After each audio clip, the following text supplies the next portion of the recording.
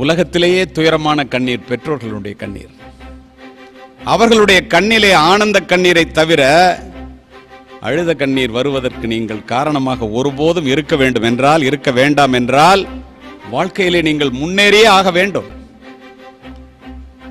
தேடி சோறு நிதந்தின்று பல சின்ன சிறு கதைகள் பேசி, மனம் வாடி துன்பமிக உழன்று பிறர் வாட பல செயல்கள் செய்து நரை கூடி கிழப்பருவம் எய்தி கொடும் கூற்றுக்கு இறையென பின் மாயும் பல வேடிக்கை மனிதரை போல் நான் வீழ்வேன் என்று நினைத்தாயோம் பாரதி. என்ன அர்த்தம்? பிறந்தோம், வளர்ந்தோம்,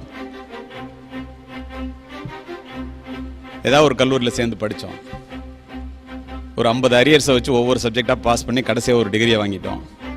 ஏதாவது ஒரு வேலைக்கு போகணும், நல்லா சம்பாதிக்கணும், கல்யாணம் பண்ணிக்கணும், குழந்தைகளை பெற்றுக்கணும், வயசாயிடுச்சு, முடி நரைச்சு போச்சு, இறந்துட்டோம். மிருகங்கள் கூட இதைத்தான் செய்கின்றன. நாம் 6 அறிவுடைய மனிதர்கள்.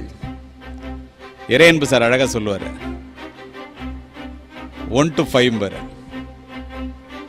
ஒரு மனைவி, 2 பிள்ளைங்க,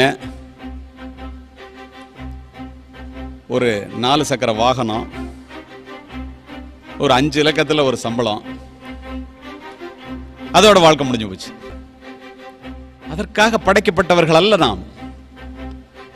பிறப்பு ஒரு சம்பவமாக இருந்தாலும் இறப்பு ஒரு சரித்திரமாக இருக்க வேண்டும் என்று அப்துல் கலாம் அவர்கள் ஏன் சொன்னார்? அது உங்களால் முடியும், ஒவ்வொருவராலும் முடியும். இதை யோசிக்க வேண்டியது நீங்கள் தான்.